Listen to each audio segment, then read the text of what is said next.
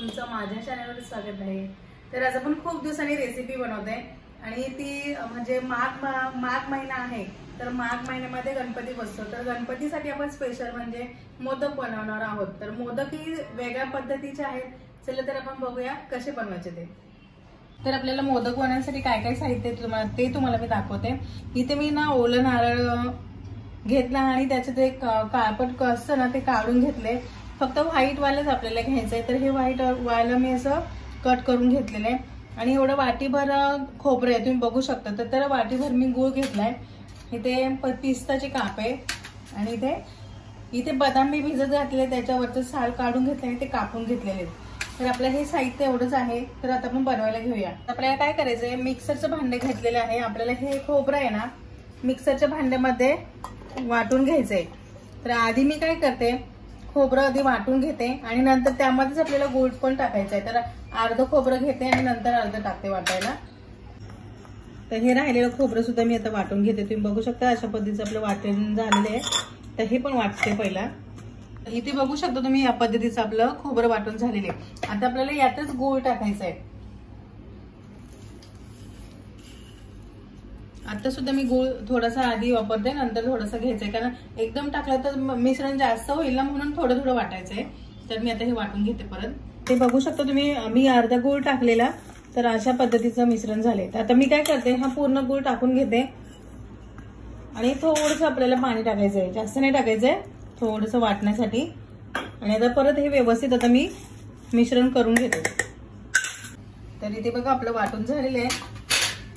अशा पद्धतीने झालेले आपलं, जास्त पातळ पण नाही करायचंय। आणि इथे मी कढई सुद्धा गरम करायला ठेवली आहे। आता आपण थोडंसं तूप टाकायचंय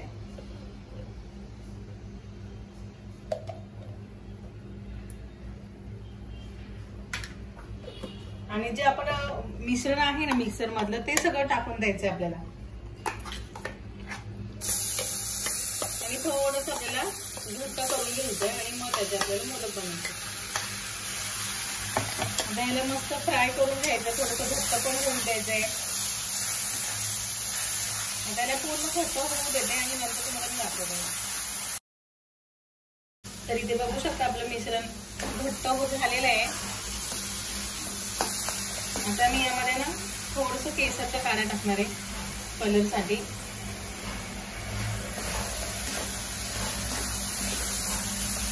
आणि इथे तुमच्याकडे जर मिल्क पावडर असेल तर मिल्क पावडर टाकली तरी पण चालते। थोडीशी 1 चमचा भर टाकायची, जास्त नाही टाकायची मिल्क पावडर। तर बघा आपलं मिश्रण मस्त एकजीव झालेलं, तुम्ही बघू शकता असं एकजीव पकडले एकमेकांना, असं चिटकून राहते। तर म्हणजे आपले मोदक आपल्याला बनवायला येतील। या पद्धतीचं मिश्रण आपल्याला तयार करून घ्यायचंय। तर हे मिश्रण तयार झालेलं आहे। आता आपण काय करूया, जे ड्रायफ्रुट्स आपण कट करून ठेवले ना ते टाकून घेऊया।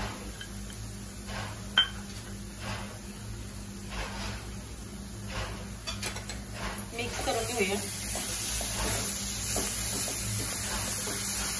आता मी गॅस बंद करते आणि थोडंसं थंड झालं की आपण मोदक बनवायला घेऊया। आता मिश्रण आपलं थोडंसं थंड झालेलं आहे। आता आपण बनवायला घेऊया। इथे बघा मी साचा घेतलेला, त्याला थोडंसं तूप लावून घ्यायचंय आपल्याला आणि हाताला सुद्धा आपल्याला थोडंसं तूप लावायचंय।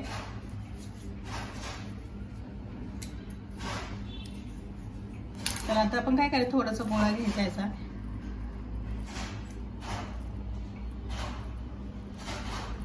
मस्त गोळा तयार झालेला तुम्ही बघू शकता। आणि आपण साचामध्ये घालून घेऊया।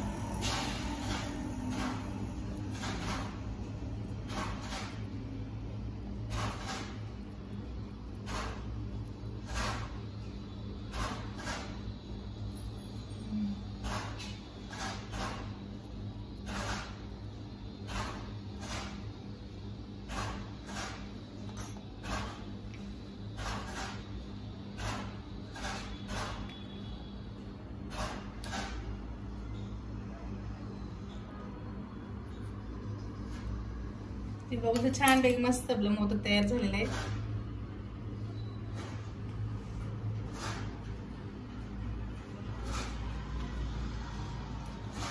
तर याच्या पद्धतीने बाकीचे सुद्धा मोदक करून घेते। तर इथे बघा आपण मोदक पण बनवलेत आणि त्याच मिश्रणाचे आपण असे मस्तपैकी छान असे लाडू सुद्धा बनवू शकतो। तर मी तुम्हाला लाडू सुद्धा बनवून दाखवले आहेत आणि मोदक सुद्धा बनवले। तुम्हाला जे आवडेल ते तुम्ही बनवू शकता।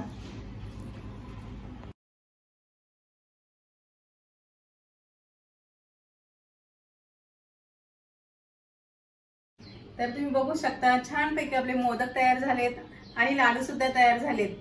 तर आता गणपती बाप्पाला आता 10 दिवस गणपती बसलेले असतात, तर 10 दिवसापैकी आता 2-3 दिवस तर संपले आहेत, पण पुढच्या दिवसामध्ये तुम्ही झटपट होणारे असे मोदक नक्की बनवून गणपती बाप्पाला नैवेद्य दाखवा।